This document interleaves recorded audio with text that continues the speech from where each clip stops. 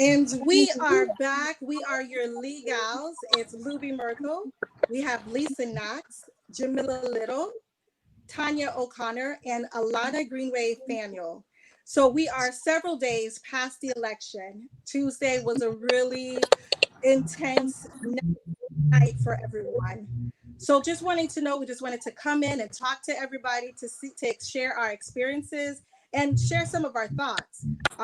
We're still waiting on a few states to give their final selection. So talk to us, girls. Like, how are you feeling? What's going on in the world of Tampa Bay?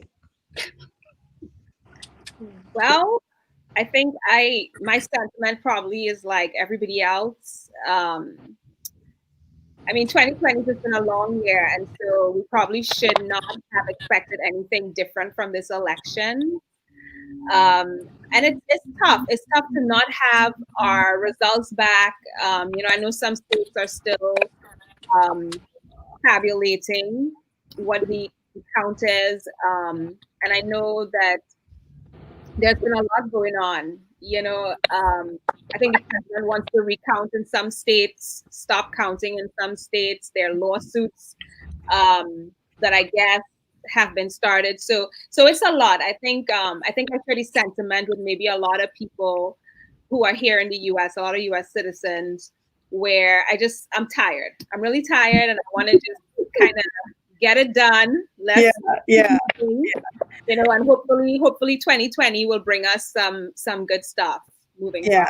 So that's 2021, right? Yeah. So we've had COVID fatigue. Now we have election fatigue.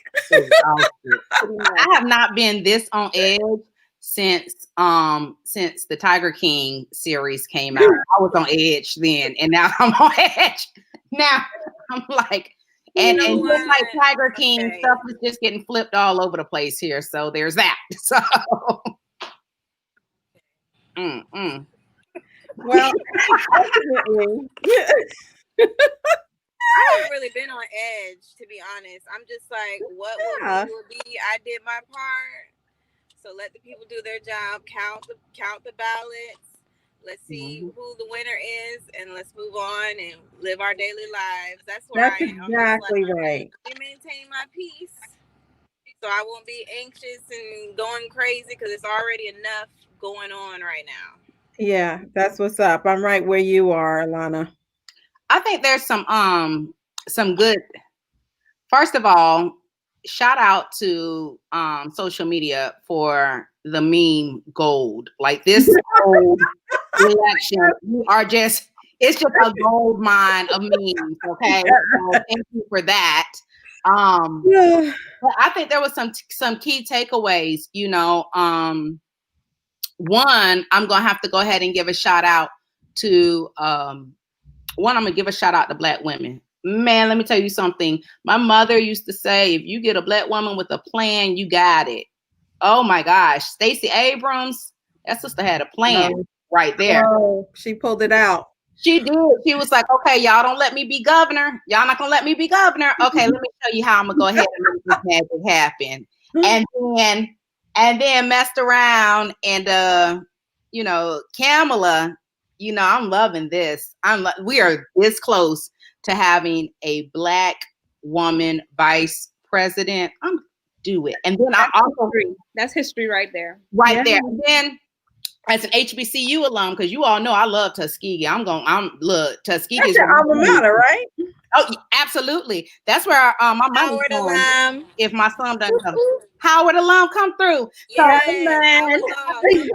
And so, as an HBCU alum, and y'all tell me if y'all feel this way, I am sitting here and I'm like, we got a Spelman Knight who done set Georgia from red to blue, done flipped it over here. We've got a Howard alum who is about to go ahead and be the first Black woman president. Listen, if I don't go and buy all my paraphernalia, I'm buying all my paraphernalia and ordering it overnight shipped, because when it's time to go ahead and get that inauguration going, honey, I'm ready. Are you going to go? I don't know, because here's the other thing, and I'm going to just say it.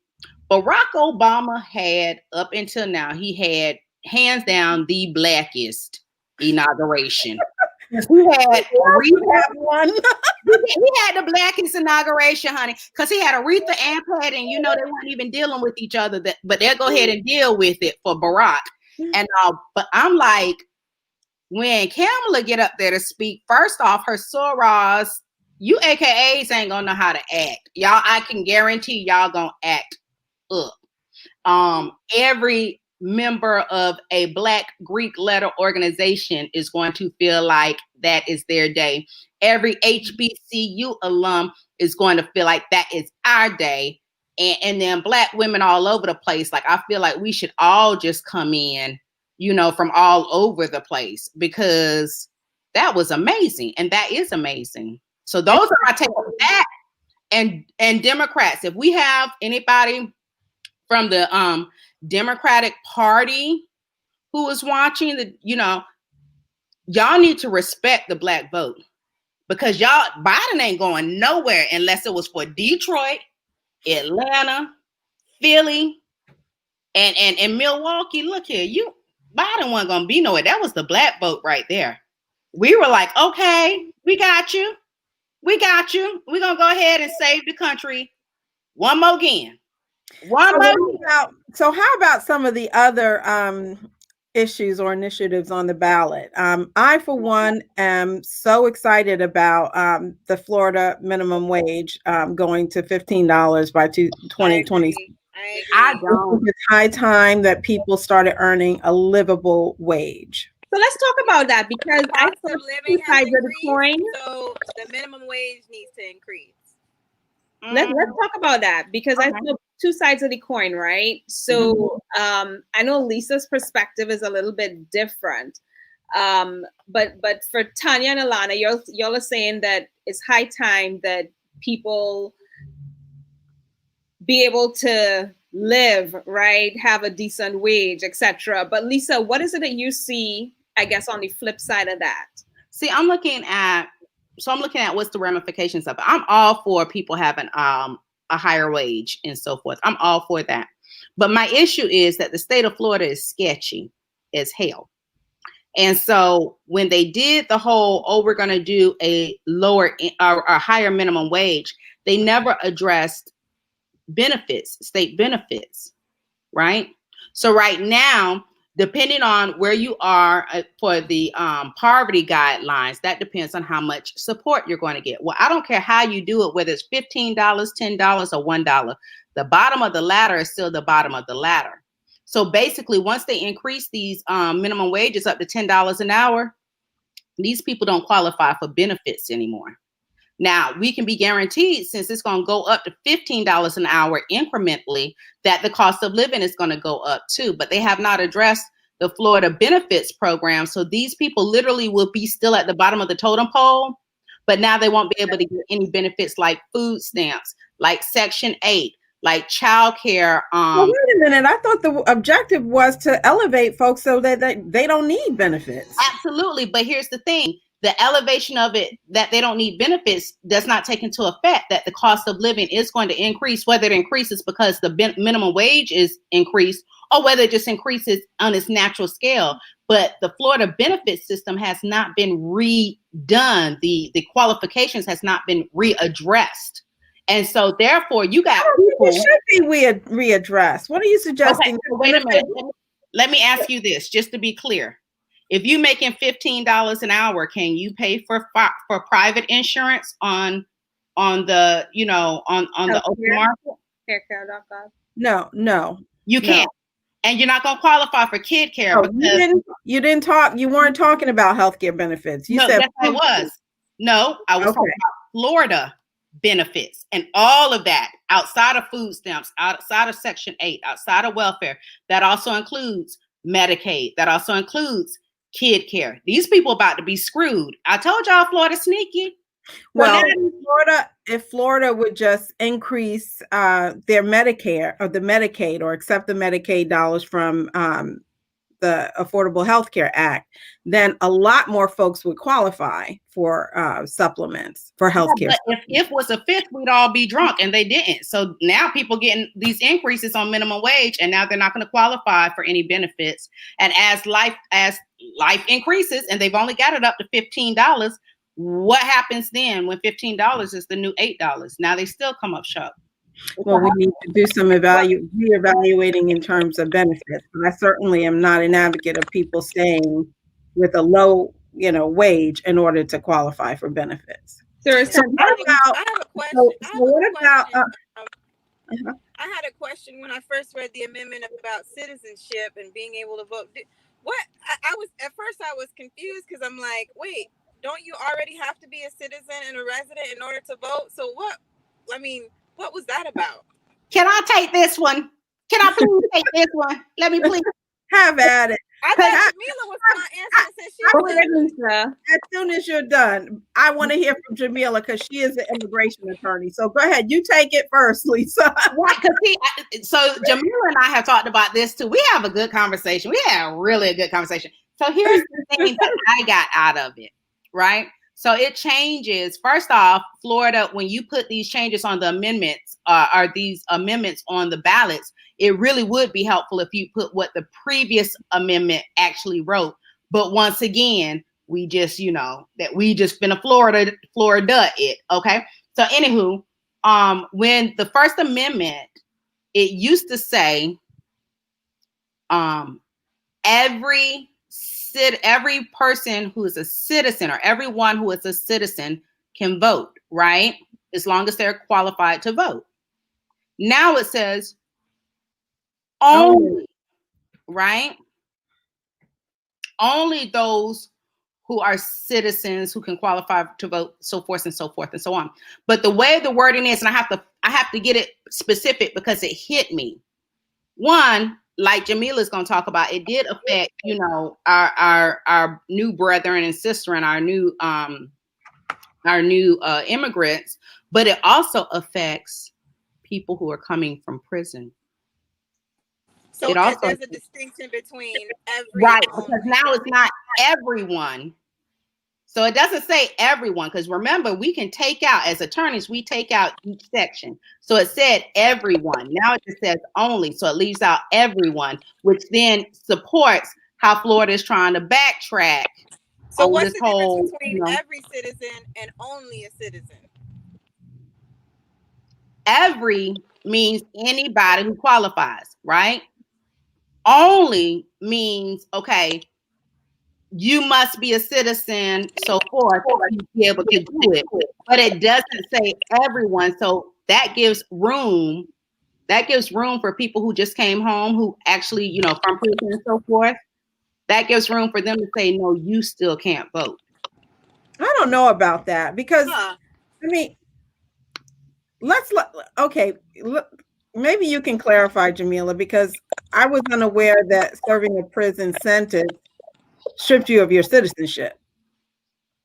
I think Lisa was referring to maybe felons, but I don't know. I actually didn't think about it from that perspective. I guess what I saw from it in terms of the move from every citizen to only a citizen, the only thing that I saw it affecting would be people who are not citizens and they're not supposed to vote in presidential elections. Obviously they can't vote in general elections, but they are able, in some places, permanent residents can actually vote like in local elections. So they would vote for the school board, that kind of stuff, judges in some places, because those things affect you on a local level, on a local scale. But if you're not a citizen, and the wording is changed to only a citizen, and you are not a citizen, right? Potentially, I think the interpretation of that has implications to kind of kick people who are not citizens out. And who are not citizens? Well, permanent residents are not citizens. So that was the perspective that I took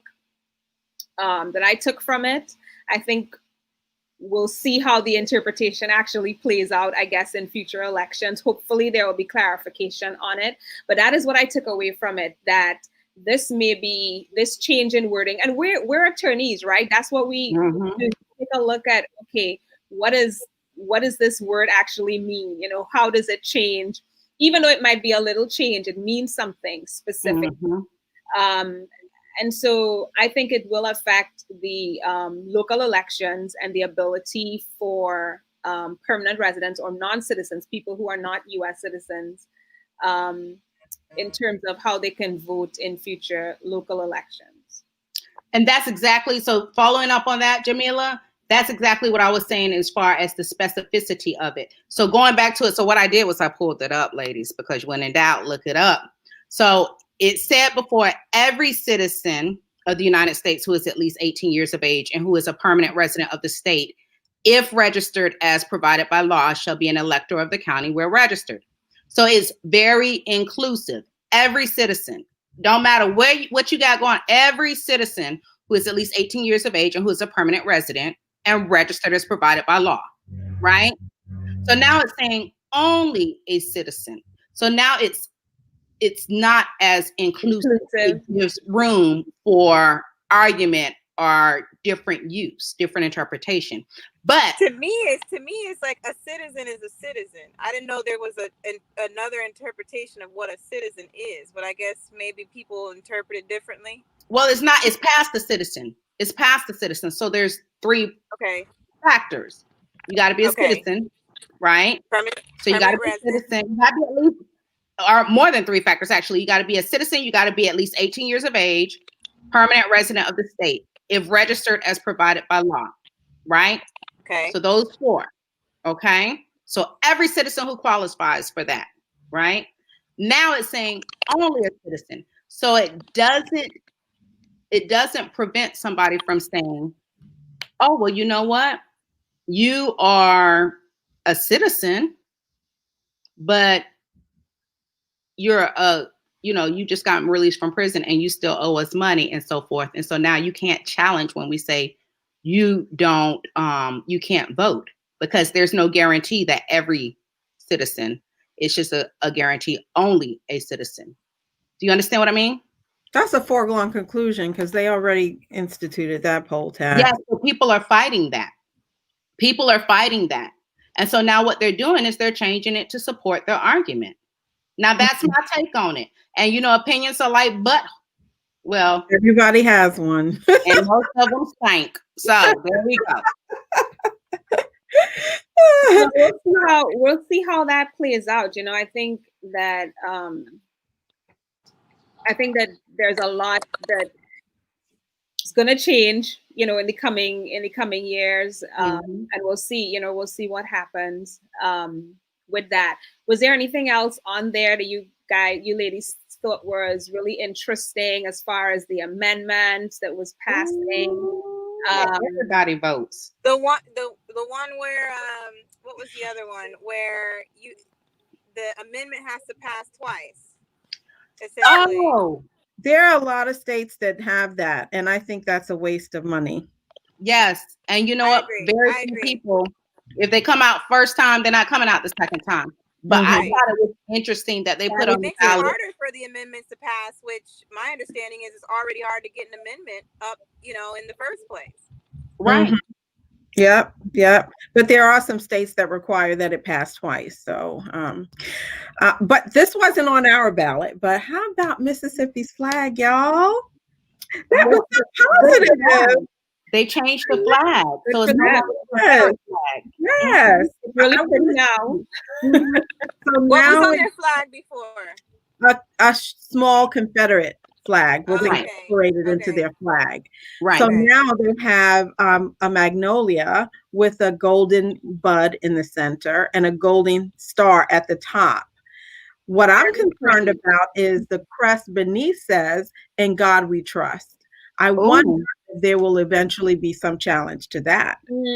Interesting. That may be interesting. So, but I think it was a beautiful change. I really do. Yeah. I was encouraged by that. If South Carolina's flag has something like that on it, because South Carolina got a lot going on. Yeah, listen, and apparently South Carolina trying to keep a lot going on. You know, Right. I'm sitting here. I looked at that. Let me tell y'all. Can we talk about that for a second too? Let's hash that out real quick. Let's unpack that very quickly. I watched the debate between Lindsay and Jamie. I watched that debate. And one person was speaking clearly, concisely as a leader. And then Lindsey Graham up there talking about his family owned a bar and a restaurant repeatedly. So you following me now, right? I didn't see that. I missed that. But I didn't see it either. Lord have mercy. Lindsey Graham, listen, he was a wet mop on that debate. Like, it was horrible. Jamie was tearing him up left and right. Like, he made sense. He had a plan. He was like, hold these people accountable. He really did well. Lindsey Graham, and it's not because I, wanted Jamie to win. It is solely because I like to look at these debates and just sort of get good information, get good ideas from them, even when I do litigation to, put stuff in. Jamie really was on fire. Lindsey was a hot mess, right? And then they go and vote him back in office. And I'm like, one, how are you going to vote this man back in office? You see this brilliant, clearly brilliant, eloquent Black man who's over here trying to represent. But I guess, America's still sort of like, yeah, we sort of like our racism deep fried. So they're just going to go ahead and vote Lindsey back into office. And now Lindsey's best friend, Donnie, look like he's going to have to go ahead and do a change of address. So I'm wondering, what is Lindsey going to do? What is Lindsey Graham going to do now? The great flipper. Because, before he was against Donnie. Then he decided he was going to be with Donnie. And now I guess he on his own. It's just him and Jesus. I don't know. Well, I don't know, but I definitely think there's a lot going on, and we are at the edge of our seats with everything, right? With everything that's happening. But I think, as Alana said early out, at the end of the day, whatever happens, my solace is God is still in control. Amen. And we'll make it through. I think when Corona started, everybody kind of came together, and we were telling each other, we'll make it through 2020. We'll get through this together. So I'll say we will get through this. Yes, we will get through this together. Yeah. So I'm gonna go ahead and wrap up for today. Ladies, interesting conversation together. Interesting conversation. I think the entire, honestly, the entire world is looking on at this. Because I'm hearing from my people in Trinidad and my friends from different Caribbean countries and from European countries who are kind of wondering what's going on over here. So are they all giving us this face? Yeah, side eye. They're like the side eye, like what's going on there? They're giving us this face too, like. But it'll be okay. It'll be okay. We'll be okay. But hopefully we'll be done soon, and we'll be back again to chat with you guys. And hopefully by then we'll have a president. So thanks again for watching. And take care, guys. Next time. This is your Legals, and we are gone. Bye now. Bye, everybody. Bye, y'all. Bye.